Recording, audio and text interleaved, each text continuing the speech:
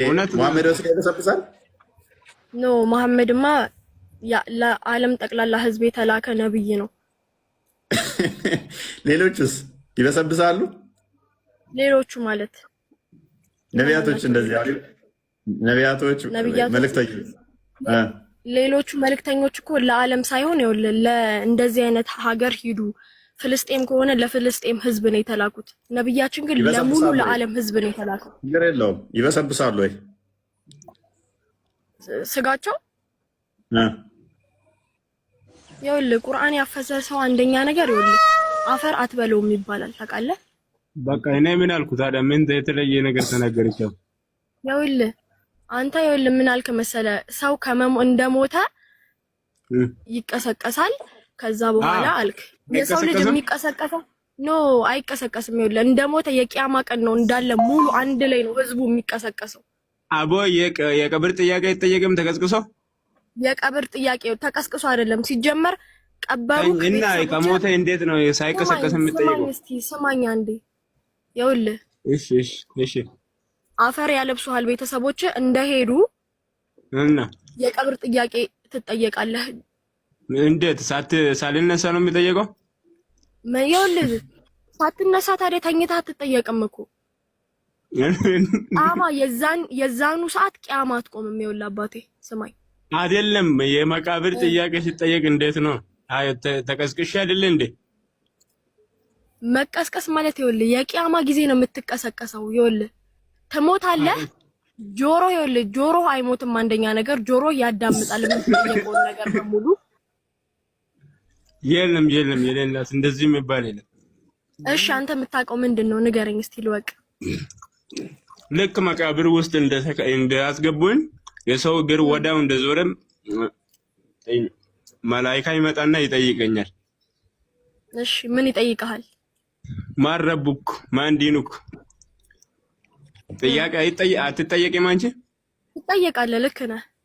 በቃ ሳይሽ እና ጆሮ ብቻ ነው እንደሚጠየቀው። በጆሮ መልስለት አይደለም ትጠይቀኝ፣ በጆሮ ነው የምመልስለት። ስማ ይኸውልህ አትጥመም፣ የጠማማ መልስ አትመልስ። ትጠየቃለህ። እሺ ጆሮክ ብቻ ነው የማይሞተው። በጆሮ ያወራል እንዴ?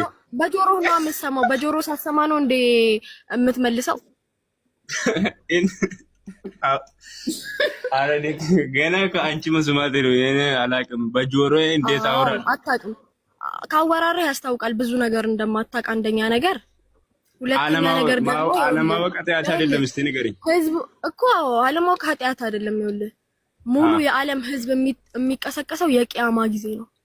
አዎ የቂያማ አጠቃላይ ነው እሱ። መቼ አውርኩሻው እና ልክ ነው። ቁርአን የቀራ ሰው ያፈዘ ሰው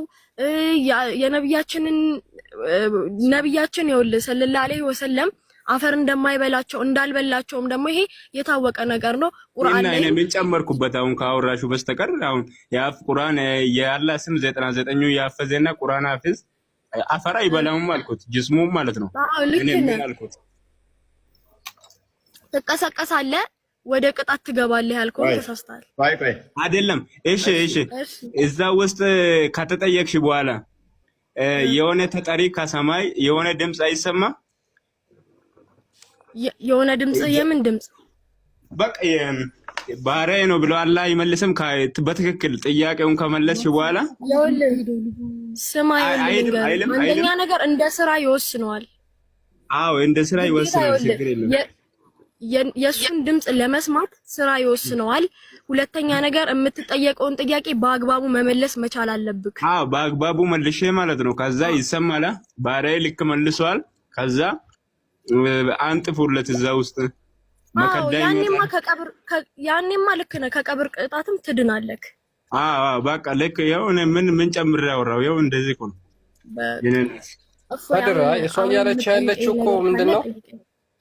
ስጋ ይበሰብሳል እያለች እኮ ነው። ስጋ ይበሰብሳል ብለሻል እኮ ግን አንቺ ቅድም ስጋ ይበሰብሳል፣ የኛ ይበሰብሳል፣ የነብዮች ደግሞ አይበሰብስም። ቁርአን ያፈዘም ሰው ደግሞ ስጋው አይበሰብስም። አይደለም ስጋው ሊበሰብስ ቀርቶ አፈር አትነኩም። የሱን ስጋ ለመንካት አፈር ትሳሳለታለች። እንግዲህ አስቡት እስልምናን እውነት ነው ውሸት ነው ለማለት ቁርአን ያፈዘ ማለት እንግዲህ በቢሊየን ሙስሊም አለ። ከዛ ውስጥ ኢትዮጵያ ላይ ራሱ በሚሊየን የሚቆጠሩ ቁርአንን ያፈዙ አሉ። የጨረሱ በጭንቅላታቸው የያዙ ቁርአን ማለት ነው። ሂዱና ሲሞት ጎሬውን ቆፍሩና ይኸው ከ3 ቀን በኋላ ካልበሰበሰ ከ3 ቀን በኋላ ሳይሆን እንትን ላይ ሰብራችሁ ማየት ትችላላችሁ። አክቹዋሊ ካልበሰበሰ ሊሞክር ነበር። የምታውቀው ሰው ከተቀበረ በኋላ ከስንት ጊዜ በኋላ ነው ስጋው የሚበሰብሰው? ከተቀበረ በኋላ ከስንት ጊዜ በኋላ ማለት አሁን አቀባበሩ ይወስነዋል። ሚንስ በሕክምናው እንዳይበሰብስ መድኃኒት እንትን ተብሎ ከሆነ ማድረጊያ ሬሳ ማድረጊያ አይደረግበትማ። ዝም ብሎ ሰው እኮ ከሞተ በኋላ መድኃኒት አይደረግበትም። ምክንያቱም አፈር ነህና ወደ አፈር ትመለሳለህ ነው። እሱ የእኛ ጋር እኮ ያለ ነው፣ እናንተ ጋር እኮ አይደለም። የሞተበት ያልኩሽ ለምንድን ነው? እሱ እናንተ ጋርና እኛ ጋር ጥቅሱ አንድ አይደለም። እናንተ ጋር ያለው ሱራ 67 ቁጥር 2 ላይ ሱራ 67 ቁጥር 2 ላይ የትኛው መልካም ስራችሁ ያማረ እንደሆነ ሊሞክራችሁ ሞትንና ህይወትን ፈጠረ ነው የሚለው። ስራችሁ አላህ የትኛው ነው ቆንጆ ብሎ ለመሞከር ሞትንና ህይወትን ፈጠረ። ስለዚህ በዛ ምክንያት ነው እናንተ። እኛ ጋር ደግሞ አፈር ነህና ወደ አፈር ትገባለህ የተባለው ዘፍጥረት ምዕራፍ 3 ቁጥር 19 ላይ ነው። ሁለቱ ስለማይገናኙ አንድ ሰው ከሞተ በኋላ መቼ ነው የበሰብሰው የሚለው አንዴ ሰው ከሞተ በኋላ ቀናትን ሳይፈጅ በትንሽ ጊዜያት ውስጥ ኢንተርናል እንትኖቹ ፈሳሽ መውጣት ምናምን ይጀምራል። ወዲያውኑ የሚገነዘው እነኚህ ቀዳዳ ፓርቶቹ ኢሚዲየትሊ የሚደፋፈኑትም ከውስጥ ያሉ ፓርቶቹ እነኚህ እንትኖቹ ወደ ውጭ ስለሚፈሱና ኖርማል ሳይንስ ራሱ አጣርቶ የደረሰበት ማለት